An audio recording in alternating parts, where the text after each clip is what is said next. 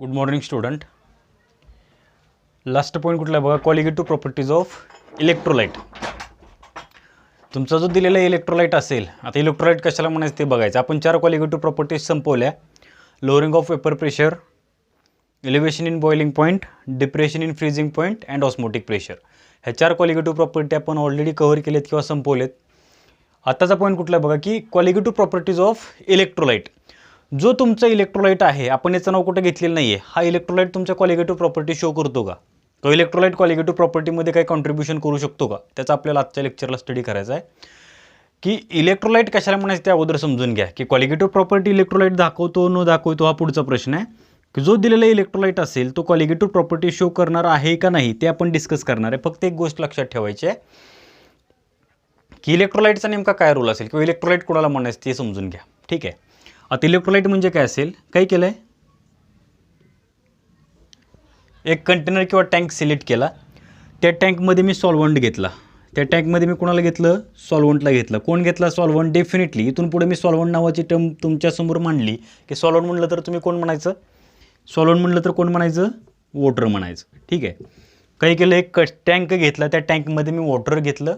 त्या वॉटरमध्ये मला एक सबस्टन्स ॲड करायचा आहे. त्या वॉटरमध्ये मला एक सबस्टन्स ॲड करायचा आहे की जो कुठल्या फॉर्ममध्ये असेल, सोल्यूटच्या फॉर्ममध्ये असेल. एक सबस्टन्स मी टँकमध्ये ॲड करणार आहे जो कुठल्या फॉर्ममध्ये आहे, सोल्यूटच्या फॉर्ममध्ये. मला सोल्युशन फॉर्म करायचं आहे. ठीक आहे. ज्यावेळेस हा सोल्यूट ह्या सोल्युशनमध्ये मी ॲड करणार, सोल्यूट मी सोल्युशनमध्ये ॲड करणार, घडते काय बघा की हा जो सोल्यूट असेल, कुणीही असू देतो, हा जो सोल्यूट म्हणून मी इथे ॲड करणार, जो सबस्टन्स मी ह्या सॉल्व्हंटमध्ये ॲड करणार, ॲड केल्यानंतर लक्षात ठेवा, ॲड केल्यानंतर जर मला त्याच्यापासून आयन मिळत असतील तर, आणखीन एकदा बघा मला काय सांगायचं आहे. हा जो सोल्यूट मी ह्या सॉल्व्हंटमध्ये ॲड करणार, तो सोल्यूट ज्यावेळेस सॉल्व्हंटमध्ये जाऊन बसणार, ज्यावेळेस तो सोल्यूट सॉल्व्हंटमध्ये एंट्री करणार, सॉल्व्हंटमध्ये जाऊन तो डिझॉल्व्ह होणार. डिझॉल्व्ह झाल्यानंतर, डिझॉल्व्ह होणे म्हणजे विरघळणे, डिझॉल्व्ह झाल्यानंतर जर तो आयन फॉर्म करत असेल, त्या सोल्युशनमध्ये तो काय फॉर्म करत असेल, आयन फॉर्म करत असेल. म्हणजे आयन सेपरेट, दुसरे शेवट कोण असणार आहेत, कॅटायन आणि ॲनायन. जर 2 आयन तो फॉर्म करत असेल, म्हणजे कॅटायन ॲनायन त्याच्यापासून जर मिळत असतील तर the substance is called as electrolyte. Electrolyte कशाला म्हणायचं पाहिजे तर मी इथे लिहितो. इलेक्ट्रोलाइट म्हणजे कोण, it is the substance which dissociate into ions, which dissociate dissociate होतो म्हणजे विरघळतोय. विच डिसोसिएट इंटू, कशामध्ये डिसोसिएट झाला, इंटू आयन्स किंवा फेन डिझॉल्ड इन, म्हणजे मी डिझॉल्व केलं त्याच्यामध्ये, फेन डिझॉल्ड इन सॉल्व्हंट म्हणा किंवा आपण रेग्युलरली वॉटर वापरतो म्हणून वॉटर म्हणा. बघा इलेक्ट्रोलाइट कशाला म्हणायचं आहे, जो सबस्टन्स वॉटरमध्ये किंवा सॉल्व्हंटमध्ये ॲड केल्यानंतर, डिझॉल्व केल्यानंतर त्याच्यापासून मला कोण मिळतात, आयन्स मिळतात. The substance is called as electrolyte. आणखीन एकदा बघा, इलेक्ट्रोलाइट म्हणजे कोण. आता काय सिंपल गोष्ट घ्या, एखादा माणूस घेतला मी, एखादा माणूस घेतला, हा XYZ एक मी माणूस सिलेक्ट केला आहे. हा माणूस मी सिलेक्ट केला आणि त्याने पाण्यामध्ये उडी मारली. त्याने पाण्यामध्ये काय केली, उडी मारली. त्याच्यापासून जर मला आयन्स मिळत असतील तर हा कोण झाला, तुमचा इलेक्ट्रोलाइट झाला. जर तो आहे असा रिटर्न वापस येत असेल तर तो कोण झाला, नॉन इलेक्ट्रोलाइट झाला. मग जे काय माणसं असतील ती इलेक्ट्रोलाइटमधून काम करतील का नॉन इलेक्ट्रोलाइट म्हणून काम करतील, डेफिनेटली ते नॉन इलेक्ट्रोलाइट म्हणून काम करणार आहेत. इलेक्ट्रोलाइट जो असेल त्याला टाकल्यानंतर त्याचं डिसोसिएशन होणार आहे. त्याचं काय होणार, डिसोसिएशन होणार, म्हणजे ते एकमेकापासून सेपरेट आउट होणार. जे त्याच्यामध्ये असतील ते एकमेकापासून सेपरेट आउट होणार आणि सेपरेट आउट झाल्यानंतर मला फायनली कोण मिळणार, आयन्स मिळणार. तर दिलेला सबस्टन्स हा इलेक्ट्रोलाइट म्हणून काम करणार. तर तो काय म्हणून काम करणार, इलेक्ट्रोलाइट म्हणून काम करणार. हा बघा, हा मी सोल्यूट घेतला, हा मी ॲड केला, हा इथं आला. ज्यावेळेस वॉटरमध्ये किंवा सॉल्व्हंटमध्ये तो तुमचा डिझॉल्व्ह होणार त्यावेळेस मला तिथं कोण मिळणार आहेत, आयन्स मिळणार की जे कसे असतील, पॉझिटिव्हली आणि निगेटिव्हली चार्ज आयन्स जर मला त्या सोल्युशनमध्ये फॉर्म झालेले दिसत असतील तर this given compound or substance is called as electrolyte. तर त्याला काय म्हणायचं, इलेक्ट्रोलाइट. आता काय सांगतो आपण डेफिनेशन, लक्षात आले सगळ्यांच्या. आयनमध्ये डिसोसिएट होतो, डिझॉल्व्ह केल्यानंतर आयन्स फॉर्म करतो तो इलेक्ट्रोलाइट. जो डिझॉल्व्ह केल्यानंतर आयन फॉर्म करणार नाही, जो डिझॉल्व्ह केल्यानंतर आयन फॉर्म करणार नाही तो कोण असणार, नॉन इलेक्ट्रोलाइट असणार. आपला पॉईंट कुठला आहे, कॉलिगेटिव्ह प्रॉपर्टीज ऑफ इलेक्ट्रोलाइट. तुमचा दिलेला इलेक्ट्रोलाइट हा कॉलिगेटिव्ह प्रॉपर्टी शो करत असेल का, करत असेल तर का, नसेल तर का, ह्याचे रिझन्स आपण बघणार आहे. आता जर तो इलेक्ट्रोलाइट कॉलिगेटिव्ह प्रॉपर्टी शो करतो, कशावरून शो करतोय, त्याला मी ॲड केल्यानंतर जर तो आयन फॉर्म करत असतील, म्हणजे काहीतरी त्याचे नंबर ऑफ मोल्स त्या सोल्युशनमध्ये डिझॉल्व्ह होणार आहेत, काहीतरी नंबर ऑफ मोल्स फॉर्म होणार आहेत, म्हणजे तो डेफिनेटली काय म्हणून काम करत असेल, कॉलिगेटिव्ह प्रॉपर्टी म्हणून काम करत असेल तुमचा इलेक्ट्रोलाइट हा. मग लक्षात ठेवा, इलेक्ट्रोलाइट तुमचा कॉलिगेटिव्ह प्रॉपर्टी शो करणार आहे, but non electrolyte colligative property show करणार नाही, कारण तो तुमचा डिसोसिएट होणार नाही त्या सोल्युशनमध्ये, आयन फॉर्म करणार नाही. इलेक्ट्रोलाइट हे पोटेन्शियल दाखवेल, नॉन इलेक्ट्रोलाइट हे दाखवणार नाही. मग इलेक्ट्रोलाइटमध्ये आपल्याकडे दोन टाईपचे इलेक्ट्रोलाइट आहे, ते काही स्ट्रॉंग इलेक्ट्रोलाइट, दुसरा आहे वीक इलेक्ट्रोलाइट. स्ट्रॉंग इलेक्ट्रोलाइट कोण असेल, जो जास्तीत जास्त अमाऊंटमध्ये आयन फॉर्म करेल, डिझॉल्व केल्यानंतर ज्याच्यापासून maximum number of ions form होतील. आयन्स फॉर्म होतात म्हणजे नंबर ऑफ मोल्स वाढत जाणार आहेत. जर नंबर ऑफ मोल्स वाढत असतील तर तो कॉलिगेटिव्ह प्रॉपर्टी म्हणून काम करणार आहे, लक्षात ठेवा. तर त्याला कॉलिगेटिव्ह प्रॉपर्टी म्हणून काम करण्याचं पोटेन्शियल मिळणार आहे. लक्षात येते का बघा, नॉन इलेक्ट्रोलाइटचा काही संबंध नाही, नॉन इलेक्ट्रोलाइट तुमचा कॉलिगेटिव्ह प्रॉपर्टी शो करत नाही. आता स्ट्रॉंग इलेक्ट्रोलाइट जास्तीत जास्त number of colligative property show करण्याचं पोटेन्शियल ठेवेल. स्ट्रॉंग इलेक्ट्रोलाइट कोणाला म्हणायचं की जो मॅक्झिमम अमाऊंटमध्ये आयन फॉर्म करेल. वीक इलेक्ट्रोलाइट कोणाला म्हणायचं, जो कमीत कमी आयन फॉर्म करेल. मॅक्झिमम आयन फॉर्म करणारा स्ट्रॉंग, कमीत कमी आयन फॉर्म करणारा वीक. मॅक्झिमम आयन कोण फॉर्म करतं, हा मी NaCl घेतला, हा HCl घेतला. These R the 2 examples which are form maximum number of ions when dissolved in water or solvent. आणि मी हा घेतला, ॲसिटिक ॲसिड घेतला, CH3COOH घेतला, तर हा मॅक्झिमम अमाऊंट फॉर्म करत नाही ज्यावेळेस मी त्याला डिझॉल्व करतो त्यावेळेस. ठीक आहे, बघा समजते का हे. हाच आपला पॉईंट होता कॉलिगेटिव्ह प्रॉपर्टीज ऑफ इलेक्ट्रोलाइटमध्ये. इलेक्ट्रोलाइट कॉलिगेटिव्ह प्रॉपर्टी शो करण्याचं पोटेन्शियल ठेवतो, तर नॉन इलेक्ट्रोलाइट हे पोटेन्शियल ठेवत नाही. लक्षात येते का बघा, हेच आपल्याला इथे एक्सप्लेन करायचं होतं. आता सोल्युशन नावाचा जो आपला चॅप्टर आहे, तो चॅप्टर आपण इथं संपवतोय. वेंट ऑफ फॅक्टर नावाचा जो कन्सेप्ट आहे किंवा वेंट ऑफ फॅक्टर नावाचा जो पॉईंट आहे जो याच्यानंतर येत होता, तो वेंट ऑफ फॅक्टर नावाचा कन्सेप्ट आपल्या सिलेबसमधून आत्ता तुर्त तर आपल्याला समजलं की तो एलिमिनेट केला आहे किंवा काढून टाकला आहे. समजा तो आणखीन पण ॲडिशनल असेल तर आपल्याला एक लेक्चर त्याच्यावरची द्यायला काय हरकत नाही वेंट ऑफ फॅक्टरवरती. म्हणून आपण काय करतोय, आता नवीन चॅप्टर स्टार्ट करतोय, तो म्हणजे थर्मोडायनॅमिक्स नावाचा. आपण कुठले कुठले चॅप्टर कव्हर केले किंवा संपवले ते एकदा क्लिअर करा. एक आहे तुमचा सॉलिड स्टेट नावाचा आहे, दुसरा आहे तो म्हणजे कुठला आहे तुमचा सोल्युशन नावाचा आहे. आता थर्ड असणार तो म्हणजे कुठला आहे बघा, थर्मोडायनॅमिक्स. थर्मोडायनॅमिक्स हा थर्ड चॅप्टर की जो आपण आजच्या लेक्चरला स्टडी करणार, थर्मोडायनॅमिक्स नावाचा. ठीक आहे, तर थर्मोडायनॅमिक्समध्ये काय होणार आहे ते एकदा क्लिअर करा. काय रे बाबा, ह्या चॅप्टरला थर्मोडायनॅमिक्स असं नाव का दिलं, ह्या चॅप्टरला थर्मोडायनॅमिक्स असं नाव का दिलं, काहीतरी रिझन त्याच्या पाठीमागं असलं पाहिजे. बघूया थर्मोडायनॅमिक्सचा नेमका मिनिंग काय होतो ते. थर्मोडायनॅमिक्समध्ये काय घडतं, दिस थर्मो इंडिकेट्स, थर्मो नावाचा वर्ड काय इंडिकेट करतो, दिस thermo indicates heat as well as energy. हा थर्मो तुमचा काय इंडिकेट करणार आहे, थर्मो काय सांगणार आहे, एकतर हीट म्हणेल किंवा एनर्जी म्हणेल. अँड डायनॅमिक्स, जर फिजिक्सचा तुम्ही अभ्यास करत असेल तर फिजिक्समध्ये कुठंतरी डायनॅमिक्स नावाचा वर्ड आला असेल आणि तो वर्ड तुम्हाला सांगणार आहे मोशन.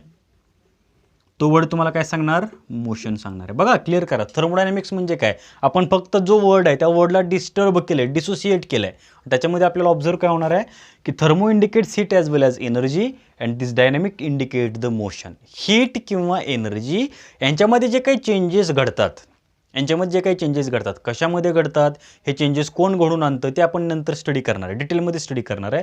फक्त आत्ता आपल्याला एवढं लक्षात ठेवायचं, सोल्युशनमध्ये काय होतं, सोल्यूट आणि सॉल्वंट. डेफिनेटली सोल्युशनमध्ये काय होतं, सोल्यूट आणि सॉल्वंट होता. तर थर्मोडायनॅमिक्समध्ये कोण असणार, हीट अँड एनर्जी. थर्मोडायनॅमिक्समध्ये कोणाचा स्टडी करायचा, हीट किंवा एनर्जी. मग हीट एक्सचेंज कशी केली जाईल, हीट एक्सचेंज करणे म्हणजे रिमूव्ह करणे, हीट गेन करणे, हीट ॲब्सॉर्ब करणे, हीट लूज करणे, ह्या सगळ्या गोष्टी कशा असतील त्याचा अभ्यास आपण थर्मोडायनॅमिक्समध्ये करणार आहे. ठीक आहे, मोशन म्हणजे समजतं का बघा, मोशन म्हणजे काहीतरी एनर्जी किंवा हीटमध्ये तुमचे चेंजेस घडणार आहेत. ते चेंजेस नेमके कसे घडतात, ती हीट किती ॲब्सॉर्ब केलेली असेल, ती हीट किती रिलीज केलेली असेल, याचा सगळ्या डिटेलमध्ये आपल्याला अभ्यास करायचा आहे ह्या थर्मोडायनॅमिक्स नावाच्या चॅप्टरमध्ये. ठीक आहे, आता थर्मोडायनॅमिक्स नेमकं कशाला म्हणायचं बघा, तुम्हाला एवढं तर लक्षात आलं की थर्मोडायनॅमिक्समध्ये हीट किंवा एनर्जीचे चेंजेस घडतात. हीट किंवा एनर्जीचे जे काही चेंजेस असतील त्या चेंजेसचा स्टडी केला जातो किंवा करतात, हे तुमच्या लक्षात आलं असेल त्या वर्डवरून, थर्मोडायनॅमिक्सवरून.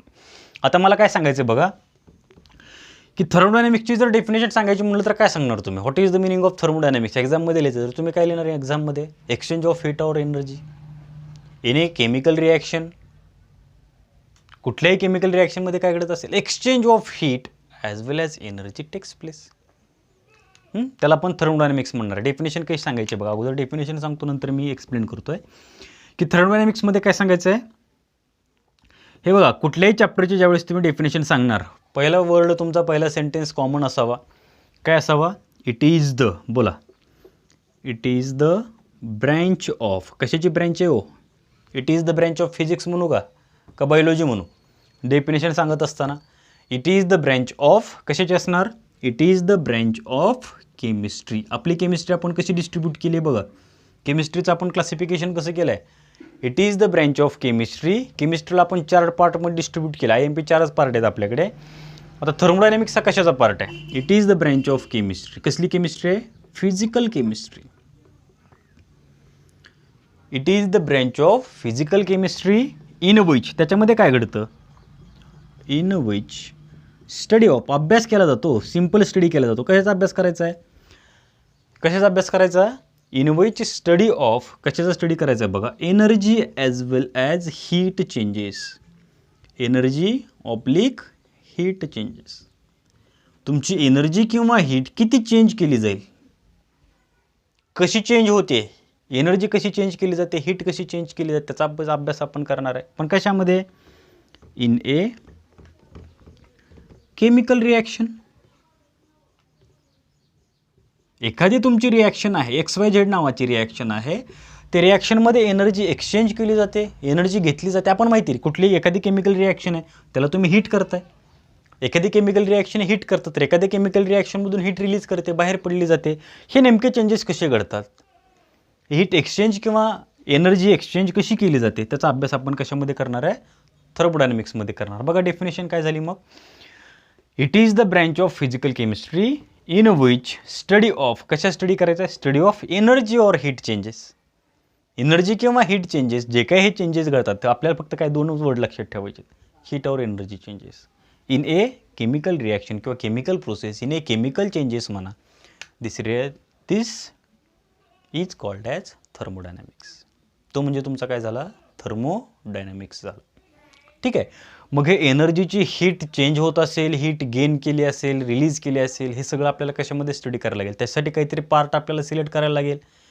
एनर्जी एक्सचेंज करायची, हीट एक्सचेंज करायची, चेंज करायची, कशी चेंजेस होतो ते स्टडी करण्यासाठी कुठला तरी पार्ट आपल्याला सिलेक्ट करायला लागेल. मग त्या पार्टला काय म्हणायचं ते मी तुम्हाला नंतर सांगणार आहे. हे सगळ्यांच्या लक्षात आले का बघा डेफिनेशन. ठीक आहे.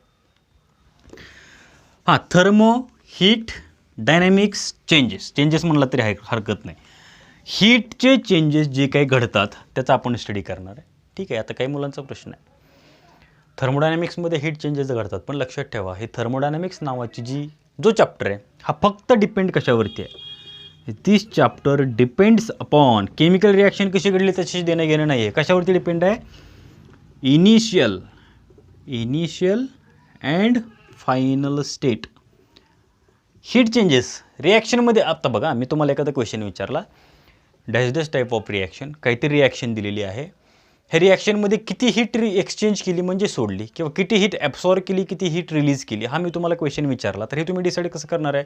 सर मी 50% रिॲक्शन कॅरी करणार आहे, सर मी 25% रिॲक्शन कॅरी करणार आहे, सर मी 75% रिॲक्शन कॅरी करणार आहे, का सर मी 100% रिॲक्शन कॅरी करतो आणि फायनली तुम्हाला सांगतो की हीट एक्सचेंज झाली आहे म्हणजे ॲब्सॉर्ब केली आहे का रिलीज केली आहे? ॲब्सॉर्ब केली असेल तर किती अमाऊंटमध्ये ॲब्सॉर्ब केली आहे, रिलीज केली असेल तर किती अमाऊंटमध्ये रिलीज केली आहे? हे आपण कशावरती सांगू शकतो? रिॲक्शन स्टार्ट झाल्यानंतर रिॲक्शन संपेपर्यंत तुम्हाला वेट करायला लागणार, त्यावेळेस तुम्हाला समजणार आहे की हीट एक्सचेंज केलेली आहे तर किती आहे, हीट गेन केलेली आहे की हीट रिलीज केलेली किती, हे तुम्हाला त्यावेळेस संपणार. म्हणजे मला काय सांगायचं आहे की थर्मोडायनॅमिक्समध्ये जे काही हीट किंवा एनर्जीमध्ये चेंजेस घडतात, this changes depends upon initial and final condition. हे कशावरती डिपेंड आहेत? सुरुवातीला जे काही तुमची कंडिशन असेल रिॲक्शन स्टार्ट करतानाची ती कंडिशन स्टेट म्हणतो आपण त्याला, इनिशियल स्टेट, आणि नंतरची असेल फायनल स्टेट, त्याच्यावरतीच फक्त डिपेंड आहे. मग काही मुलांना क्वेश्चन पडले की सर मध्ये जे काय घडतं, समजा ही रिॲक्शन घडते, एचं बीमध्ये कन्व्हर्जन होतं आहे, ठीक आहे, ह्या रिॲक्शनमध्ये मध्ये जे काय घडतं हे बघा, ही झाली इनिशियल स्टेट म्हणजे सुरुवातीची, ही झाली इनिशियल स्टेट, ही झाली तुमची फायनल स्टेट. इनिशियल आणि फायनल स्टेटमध्ये जे काही चेंजेस घडतात, सुरुवातीला काय झालं आणि लास्टला काय झालं एवढंच फक्त तुमचा थर्मोडायनॅमिक्स विचारणार. मध्ये काय झालं त्याच्याशी त्याला देणं घेणं नाही. ही रिॲक्शन कशी घडली, ती रिॲक्शन घडत असताना नेमकं काय झालं, रिॲक्शन 50% संपल्यानंतर काय चेंजेस झाले असतील, रिॲक्शन 25% संपल्यानंतर काय झालं असेल, रिॲक्शन 75% संपल्यानंतर काय झालं असेल, याच्याशी थर्मोडायनॅमिक्सला देणं घेणं नाही. सुरुवात झाली आहे, एंड झाला, एवढंच फक्त मला बोला, असा कोण म्हणतो, थर्मोडायनॅमिक्स म्हणतो. मग बाकीच्यांचा विचार कसा करायचा की बाबा रिॲक्शन नेमकी कशी घडली हे तुम्हाला कोण सांगणार. त्याच्यासाठी पण आपल्या केमिस्ट्रीमध्ये एक चॅप्टर आहे. कसला चॅप्टर आहे, स्टार्ट झाली संपली, स्टार्ट झाल्यानंतरची कंडिशन आणि संपल्यानंतरची कंडिशन, हे तुम्हाला थर्मोडायनॅमिक्स सांगणार about the heat as well as energy. पण रिॲक्शनमध्ये नेमके काय चेंजेस झाले हे सांगण्यासाठी एक नवीन चॅप्टर आपल्या केमिस्ट्रीमध्ये येणार की जो थर्मोडायनॅमिक्सचा ड्रॉबॅक भरून काढणार. हा ड्रॉबॅकच झाला ना, हा इनिशियल फायनल स्टेटवरती डिपेंड आहे. बाकीच्यांचं काय, मध्ये काय घडलं त्या रिॲक्शनमध्ये हे कोणी सांगितलं. आता मी हे बघा, हा चॅप्टर संपेपर्यंत मी मधलं कुठल्याही गोष्टीवरती फोकस करणार नाही. रिॲक्शन चालू झाली, रिॲक्शन संपली, इथपर्यंतच मला देणं घेणं आहे. मध्ये रिॲक्शन कुठल्या प्रोसेसने घडली याच्याबद्दल मी बोलणार नाही इन केस ऑफ थर्मोडायनॅमिक्स. पण आपल्या केमिस्ट्रीमध्ये जो सगळ्यात मोठा ड्रॉबॅक दिसून आला तुमच्या थर्मोडायनॅमिक्सचा, की thermodynamics it is depends upon only initial and final state. It does not explain about the what is the condition of chemical reaction. काहीच सांगितलं नाही. मग काय करायचं, त्याच्यासाठी नवीन चॅप्टर आपला येणार, तो म्हणजे केमिकल कायनेटिक्स नावाचा. कुठला, केमिकल कायनेटिक्स नावाचा, की तो टोटली थर्मोडायनॅमिक्सचे ड्रॉबॅक तुमचे भरून काढेल. कोणाचे, थर्मोडायनॅमिक्सचे ड्रॉबॅक तुमचा तो चॅप्टर भरून काढणार. कुठल्या नावाचा, केमिकल कायनेटिक्स नावाचा. ज्यावेळेस तो चॅप्टर आपण स्टार्ट करणार त्यावेळेस मी तुम्हाला सांगेल त्या चॅप्टरची एंट्री आपल्या केमिस्ट्रीमध्ये का झाली. का रे बाबा केमिकल कायनेटिक्स आपल्याला का आणायला लागला, कारण तुम्हाला थर्मोडायनॅमिक्सचा ड्रॉबॅक माहिती, इनिशियल आणि फायनल स्टेटवरती तो डिपेंड आहे, त्याला बाकीच्याशी देणं घेणं नाही आहे. मध्ये रिॲक्शनमध्ये काय झालं हे कोणाला माहिती आहे, बरोबर आहे का. बघा त्यावेळेस आपण तो चॅप्टर स्टडी करूया. हा फक्त ड्रॉबॅक लक्षात ठेवा तुमच्या थर्मोडायनॅमिक्सचा, ठीक आहे. हे लक्षात आलं का, ड्रॉबॅकच्या बाबतीमध्ये काय इनिशियल फायनल स्टेटवरती डिपेंड आहे, एवढं फक्त लक्षात ठेवा, ठीक आहे. आता थर्मोडायनॅमिक्समध्ये आपल्याला एक लक्षात आलं की सर हीट किंवा एनर्जी चेंजेस कसे घडतात ते आम्ही डिस्कस करणार आहे किंवा त्याच्याबद्दल आम्हाला स्टडी करायचं आहे. सगळेजण इंटरेस्टेड असावेत असं मला वाटतं की नेमकी हीट सोडली कशी जाते, गेन कशी केली जाते, त्याच्यामध्ये चेंजेस कसे घडतात हे आपण थर्मोडायनॅमिक्समध्ये स्टडी करतो आहे, ठीक आहे. मग हे चेंजेस स्टडी करण्यासाठी मला कुठला तरी एरिया किंवा कुठला तरी पॉईंट पाहिजे ना. हे चेंजेस स्टडी करायचे, थर्मोडायनॅमिक्समध्ये काय घडतं हे स्टडी करण्यासाठी मला कोणाला तरी सिलेक्ट करायला लागेल. आता समजा आपल्याला बार्शीमध्ये क्लास घ्यायचा आहे, मला कुठंतरी एखादी रूम ॲडजस्ट करायला लागेल, कुठंतरी आपल्याला एखादी रूम सिलेक्ट करायला लागेल आणि त्या रूममध्ये आपण सांगू शकणार आहे, त्या रूममध्ये आपण काहीतरी लेक्चर घेऊ शकणार आहे. म्हणजे तो पार्ट झाला कशासाठी सिलेक्ट केलेला, स्टडी करण्यासाठी ना. 11th किंवा 12thचं जे काही क्लास आपण घेतो तो जो आपण एरिया सिलेक्ट केला असेल तो कशासाठी घेतला आहे, तो पार्ट आपण कशासाठी सिलेक्ट केला आहे की बाबा मी काहीतरी 4 गोष्टी तुम्हाला शिकवणार आहे आणि त्या तुम्ही शिकणार आहे. तेवढ्यासाठी जो पार्ट आहे किंवा एरिया आपण सिलेक्ट केला त्याला आपण काय बोलतो, क्लास बोलतो. तसं थर्मोडायनॅमिक्सचा चेंजेस, आता थर्मोडायनॅमिक्समध्ये घडणारे रिॲक्शन जर आपल्या क्लासमध्ये घडायला लागले तर मग थर्मोडायनॅमिक्सचा स्टडी करण्यासाठी जो एरिया सिलेक्ट केला त्याला क्लास म्हणायचं का. आपल्या क्लासमध्ये तर असलं काही घडत नाही. थर्मोडायनॅमिक्समध्ये नेमकं काय घडतं ते आपण आइन्स्टाईन क्लासेसमध्ये बघणार आहे, काही संबंध नाही आहे. ह्या थर्मोडायनॅमिक्सचा स्टडी करण्यासाठी आपल्याला जो पार्ट सिलेक्ट करायला लागणार, जो काही एरिया आपल्याला सिलेक्ट करायला लागणार त्याला आपण सिस्टीम म्हणणार. जसं स्टडी करण्यासाठी तुम्ही एखादी रूम सेपरेटली रूम तुम्हाला अवेलेबल असेल तर तुम्ही ती रूम सिलेक्ट करणार आहे आणि तुम्ही बाहेर काय सांगणार आहे, बाबा ही माझ्या अभ्यासाची खोली आहे किंवा ह्याच्यामध्ये मी स्टडी करणार आहे. तसं थर्मोडायनॅमिक्सचे जे काही चेंजेस असतील, थर्मोडायनॅमिक्समध्ये जे काही घडतं त्याचा स्टडी करण्यासाठी जो पार्ट आपण सिलेक्ट करणार त्याला आपण सिस्टीम म्हणणार. कुठला पार्ट, थर्मोडायनॅमिक्सचा स्टडी करण्यासाठी जो पार्ट आपण सिलेक्ट करणार त्याला आपण काय म्हणणार आहे, सिस्टीम म्हणणार. काय सांगायचं मग, ही सिस्टीम कुठून आली, आपला क्लास कुठून आला, ह्या युनिवर्स किंवा जगामध्ये कुठंतरी तो असणार आहे ना, ह्या पृथ्वीतलावरती कुठंतरी तो असणार आहे, बरोबर आहे की नाही. म्हणजे तो डेफिनेटली पार्ट कोणाचा असणार, युनिवर्सचा असणार. हा पार्ट कोणाचा असणार आहे, युनिवर्सचा असणार. युनिवर्स म्हणजे तुमच्या जगातला हा कुठला तरी पार्ट असेल.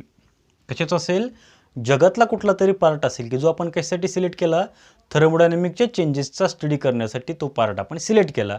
And this part is nothing but the system.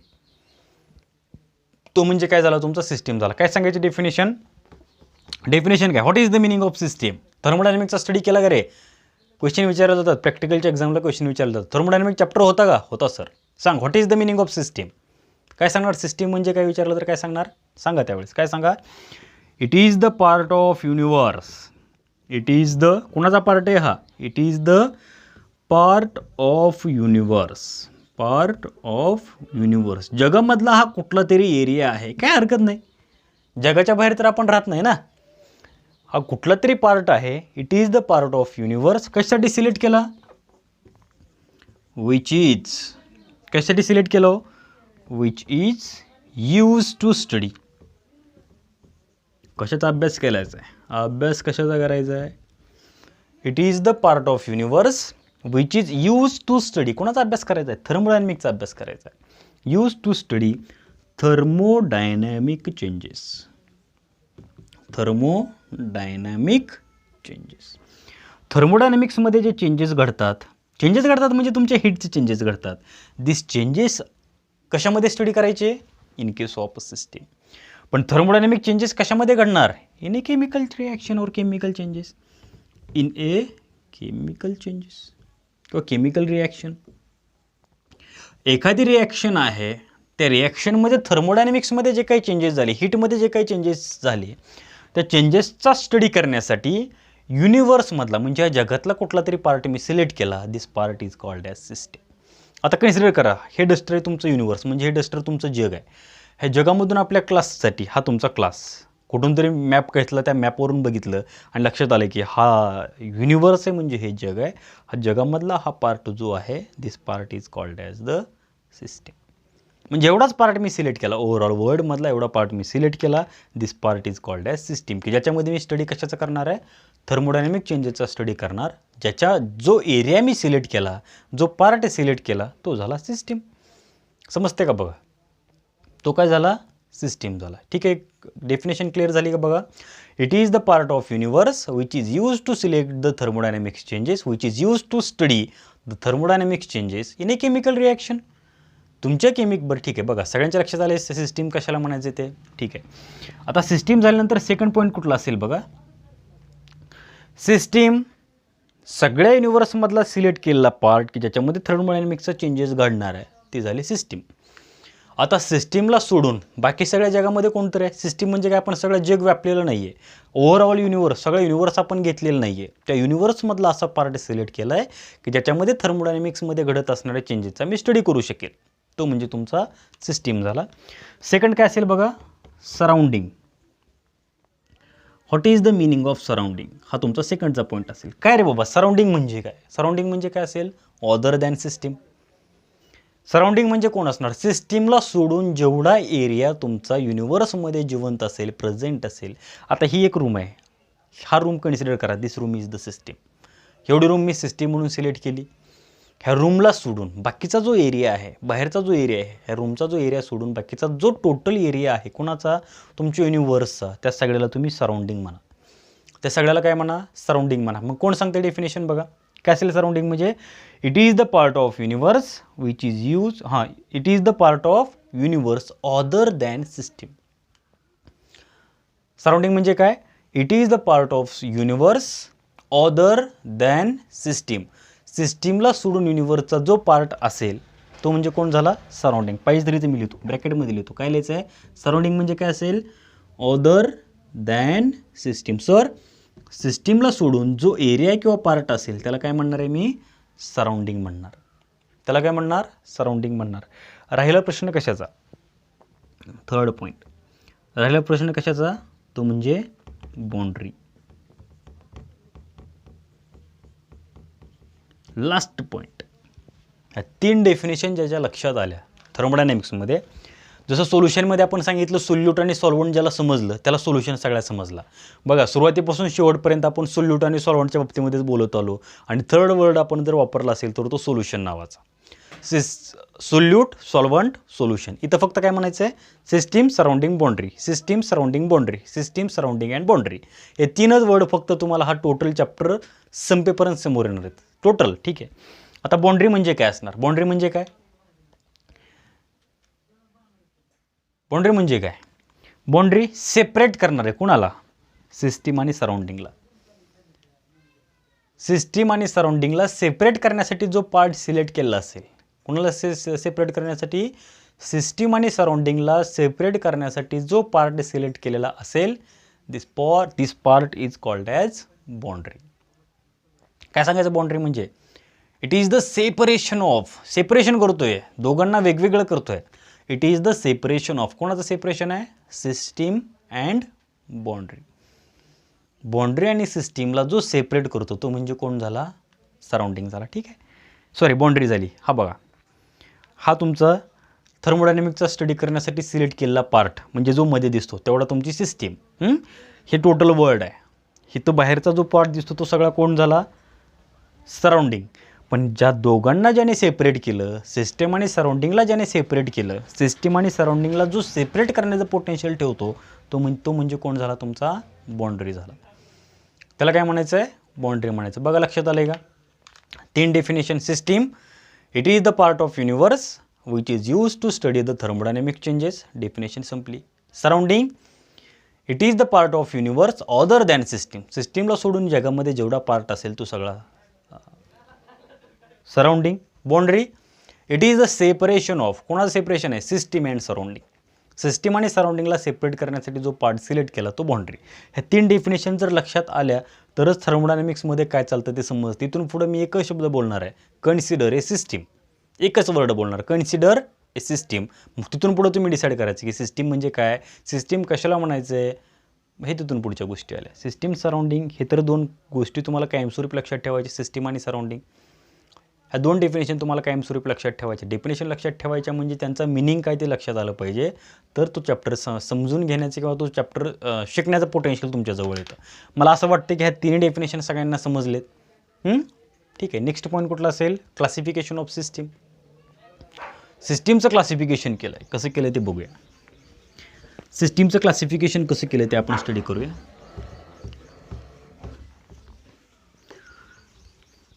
Classification कसं केलं? आता सिस्टीम वेगवेगळ्या टाईपची असू शकते, त्याच्याबद्दल काही प्रॉब्लेम नाही आहे. सिस्टीम वेगवेगळ्या टाईपची असणार आहे. 2 गोष्टी क्लिअर करा सिस्टीमचा स्टडी करण्याच्या अगोदर. 2 गोष्टी तुम्हाला माहिती असू द्या. First is the matter, second is the heat as well as energy. Heat and energy. ठीक आहे. मॅटर, मॅटर कशाला म्हणायचं? Anything which occupies the space and having mass. अशी कुठली वस्तू ज्याला मास असेल आणि तो काहीतरी स्पेस ऑक्युपाय करत असेल तो तुमचा मॅटर असणार आहे. ठीक आहे. आता सिस्टीमचं मी क्लासिफिकेशन करतो आहे. फर्स्ट पॉईंट कुठला आहे बघा, ओपन सिस्टीम. पहिला टाईप कुठला आहे? Open system. कशाला म्हणायचं बघा? Open system. क्लासिफिकेशन आपण करतोय बाबा सिस्टीम नेमकी कुठल्या टाईपची असू शकते, सिस्टीम कुठल्या टाईपची असू शकते. बघा, पहिले तुमची ओपन सिस्टीम, सेकंड असणार तुमची क्लोज्ड सिस्टीम, थर्ड असेल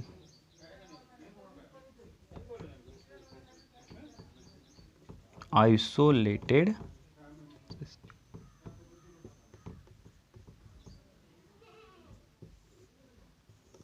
दोन डेफिनेशन तर आज क्लिअर करा. एक मी वेटिंगला ठेवतोय. ओपन सिस्टीम कशाला म्हणायचं? What is the meaning of open system? काय होत असेल त्या सिस्टीममध्ये? बघा, ओपन सिस्टीममध्ये काय घडत असेल बघा. याच्यामध्ये काय घडणार आहे? ह्या सिस्टीममध्ये काय घडणार आहे? बोथ कोण कोण असेल? Energy as well as matter. तुमची जी सिस्टीम आहे त्या सिस्टीममध्ये काय घडतं? एनर्जी किंवा मॅटर दोघांना एक्सचेंज केलं जातं. कशामध्ये? In case of open system. Open सिस्टीममध्ये काय घडतं? एनर्जी किंवा तुमचा जो मॅटर असेल ह्या दोघांना सराउंडिंगमध्ये एक्सचेंज केलं जातं. जर एक्सचेंज करत असेल तर ओपन सिस्टीम, एक्सचेंज करत असेल तर त्याला काय म्हणायचं?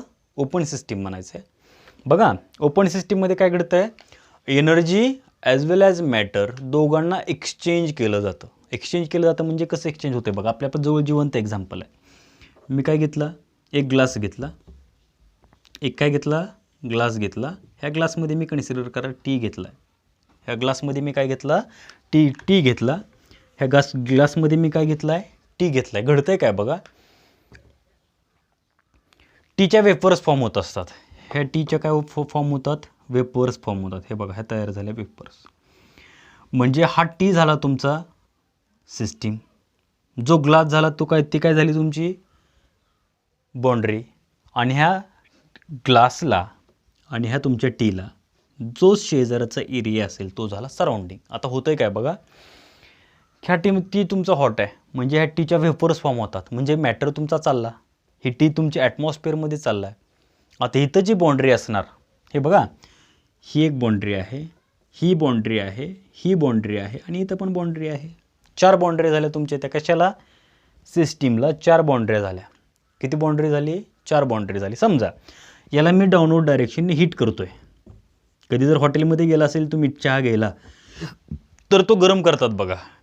इथून मी हीट करतोय म्हणजे काय होतंय, इथून हीट एक्सचेंज केली जाते, म्हणजे तुमच्या सिस्टीमला हीट दिली जाते. हे बघा, इथे मी हीट करतोय म्हणजे मी इथून हीट देतोय. लक्षात आलं का बघा, इथे हीट देतोय का नाही, इथून हीट तुमची बाहेर पडते. इथून मी हीट सप्लाय करतोय, इथून हीट बाहेर पडते आणि इथला जो प्रपोर्शन असेल ह्या प्रपोर्शनमधून तुमचा मॅटर बाहेर जातोय. लक्षात ठेवा. आता इथली जी बाउंड्री असेल, ही जी बाउंड्री, हे बघा, इथपर्यंत माझा तो असणारा टी आहे, एवढा प्रपोर्शन आहे टीचा. त्याच्या बाहेरचा जो प्रपोर्शन आहे, आता इथं तर मी दाखवलं नाही, इथं तर मी क्लोज केलेलं नाही आहे, म्हणजे इथली जी बाउंड्री असेल त्या बाउंड्रीला आपण म्हणणार इमॅजिनरी. दिसत नाही पण आहे, मी इमॅजिन करू शकतो. मी काय करू शकतो, इमॅजिन करू शकतो. इथून पुढे वेपर्स फॉर्म होत आहेत म्हणजे इथपर्यंत माझी सिस्टीम आहे. इथून पुढची जी बाउंड्री असेल, ही जी बाउंड्री असेल ती इमॅजिनरी झाली. ती बाउंड्री कशी झाली, इमॅजिनरी झाली. इथून दोघांच्या ठिकाणून काय होणार आहे, हीट तुमची बाहेर सोडली जाणार आहे. हीट तुमची काय केली जाणार, बाहेर सोडली जाणार आहे. हीट जर बाहेर सोडत नसेल, ती जर सिस्टीम हीट बाहेर सोडत नसेल तर तिथं असणारी बाउंड्री ही ॲडिॲबॅटिक पद्धतीची म्हणायची. कुठली म्हणायची, ॲडिॲबॅटिक, की ज्याच्यामधून हीट एक्सचेंज केली जाणार नाही. एक्सचेंज केली जाणार नाही म्हणजे काय, बाहेरची हीट पण घेतली जाणार नाही आणि जवळची हीट पण बाहेर दिली जाणार नाही. असं असेल तर ती ॲडिॲबॅटिक बाउंड्री. लक्षात ठेवा, फक्त नाव लक्षात ठेवा. ही जी बाउंड्री आहे ती इमॅजिनरी झाली. ही बाउंड्री झाली रिअल बाउंड्री. रिअल बाउंड्री म्हणजे काय, की याच्यामधून हीट तुमची जाऊ शकते, याच्यामधून हीट तुमची ट्रान्सफर केली जाऊ शकते. लक्षात आलं का बघा. हे एक्झाम्पल झालं तुमचं कशाचं, ओपन सिस्टीमचं. काय घडतं ओपन सिस्टीममध्ये, in case of open system definition काय सांगायची ओपन सिस्टीमची, तुम्हाला विचारलं जाणार dash dash is the example of dash dash type of system. Open सिस्टीममध्ये काय केलं जाणार आहे, matter as well as heat ही सराउंडिंग सोबत एक्सचेंज केली जाणार आहे. तसं असेल तर ओपन सिस्टीम. लक्षात येते का बघा. आपण एक एक्झाम्पल घेतले की जेणेकरून ते आपल्या लक्षात येईल. मग काय झाली ओपन सिस्टीम म्हणजे काय झाली, it is the system in which heat or energy as well as matter exchange with surrounding. काय काय केलं जातं, heat as well as matter exchange with surrounding. दोघांना जर एक्सचेंज करत असेल, मॅटर किंवा हीटला जर एक्सचेंज केलं जात असेल तर त्याला कुठली सिस्टीम म्हणायचं, ओपन सिस्टीम म्हणायचं. ठीक आहे. आता क्लोज्ड सिस्टीम आणि आयसोलेटेड सिस्टीम ह्या ज्या 2 सिस्टीम असतील ते उद्याच्या लेक्चरला आपण बघूया. आणि एक्सटेन्सिव्ह आणि इंटेन्सिव्ह प्रॉपर्टी कशाला म्हणायचं ते आपण उद्याच्या लेक्चरला बघूया. हे चॅप्टर एकदम इंटरेस्टेड आहे. हा जो चॅप्टर आहे तो कसा आहे, एकदम इंटरेस्टेड आहे. पण वेट अँड वॉचची भूमिका घ्या. त्याच्यानुसार 1 बाय 1 प्रत्येक लेक्चर स्टडी करा, प्रत्येक लेक्चरचा अभ्यास करा. त्या लेक्चरमध्ये असणारे प्रत्येक वर्ड त्यांचा मिनिंग समजून घ्या. याच्या व्यतिरिक्त दुसरं येणार नाही. सिस्टीम सराउंडिंग ह्या 2 शब्दाच्या व्यतिरिक्त तुमच्या थर्मोडायनॅमिक्समध्ये नवीन शब्द येणार नाही. त्यासाठी त्याचा व्यवस्थित अभ्यास करा, यांचा व्यवस्थित मिनिंग समजून घ्या. ठीक आहे. थँक्यू.